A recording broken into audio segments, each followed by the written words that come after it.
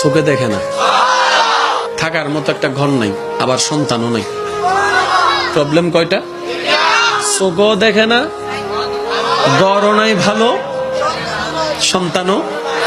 তো আপনারা তো জানেন মুসা নবীকে আল্লাহ তাআলা কথা বলার জন্য সুযোগ করে দিয়েছেন, ডাইরেক্ট মুসা কালিমুল্লাহ।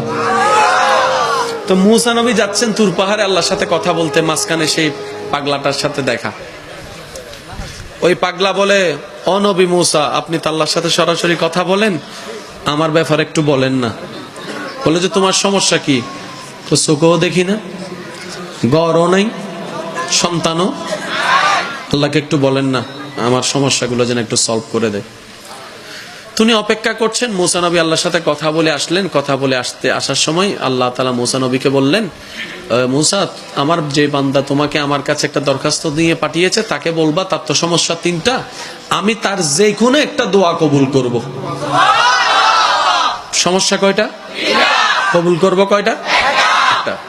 যারা বিবাহিত আছেন একটু মনোযোগ দিবেন, দোয়া কবুল করব কয়টা?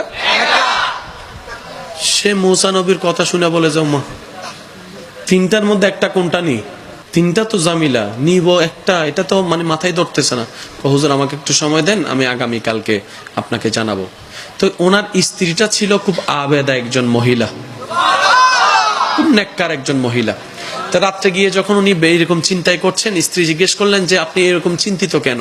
তখন উনি বললেন যে এরকম একটা সুযোগ আসছে, এখন তো আল্লাহ তাআলা বলছেন যে কোনো একটা সমস্যা সলভ করবেন, আমি একটা দোয়া কবুল করবে আল্লাহ তাআলা বলছেন, এখন তো আমার প্রবলেম তিনটা, একটা দোয়া আমি তো বুঝে আসছে না।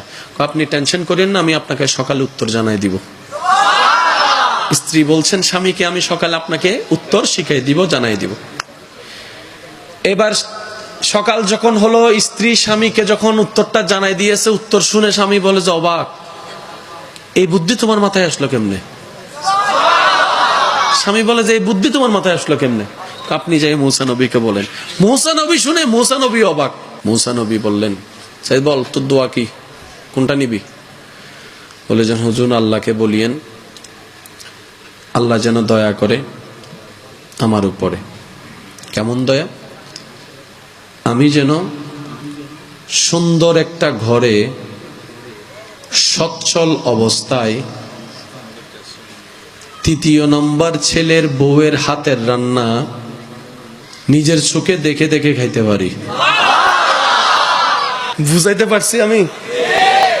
সন্তান নাই একটাও, কিন্তু দোয়ার সময় কি বলছে? তৃতীয় নম্বর সন্তানের ছেলের বউয়ের হাতের রান্না নিজের চোখে দেখে দেখে যেন আমি খাইতে পারি। তো 3 নম্বর ছেলে হলে কি 2 নম্বর হবে না?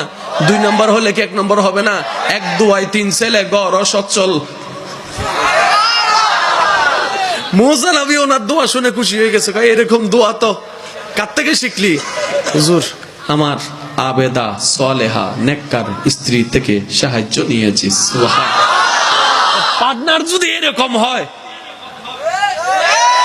স্বামীর জন্য স্ত্রী, স্ত্রীর জন্য স্বামী, পার্টনার যদি এমন হয়, তাহলে প্রত্যেকটা ঘরে রাতের তাহাজ্জুদের চিত্রটাই তো ভিন্ন হয়ে যাবে।